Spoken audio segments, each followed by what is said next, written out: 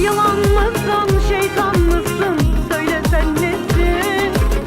Pimi çekilmiş bombasın, tehlikelisin. Yüreğimi deldin geçtin, kurşun misali. Serseri bir mayın gibi tehlikelisin.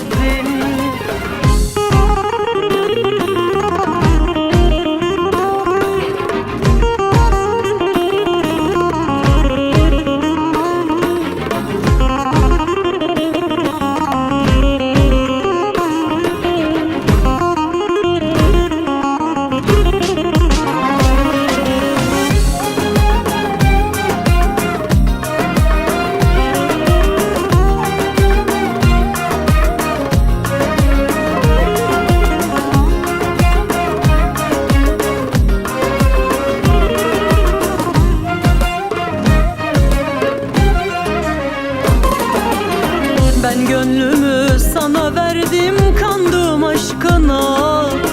Başıma iş aldım senle, döndüm şaşkına. Ben aklımı senle bozdum, yok kurtuluşun. Biraz durul, kendine gel Allah aşkına. Hiç kimseyi sevmemiştim ben senin kadar. Her saniyem kahır dolu, her anım zarar. Deli hasretin beni durmadan yakar. Gönlüme 100.000 türlü yaralar açar. Yılan mısın, şeytan mısın? Söyle sen nesin? Pimi çekilmiş bombasın, tehlikelisin. Yüreğimi deldin geçtin, kurşun misali. Serseri bir mayın gibi tehlikelisin.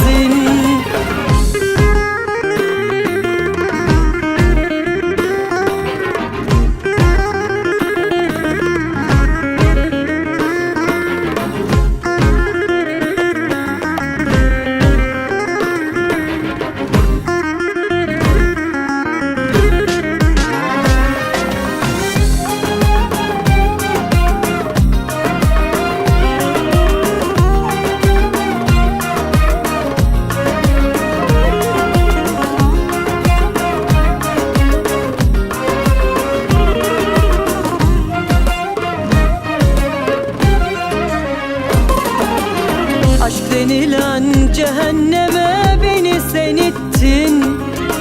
Durdun geçtin bir kenarda, beni seyrettin. Nasıl kıydın sevdamıza, beni hiç ettin. Yıkıp gittin tüm dünyamı, yerle bir ettin. Hiç kimseyi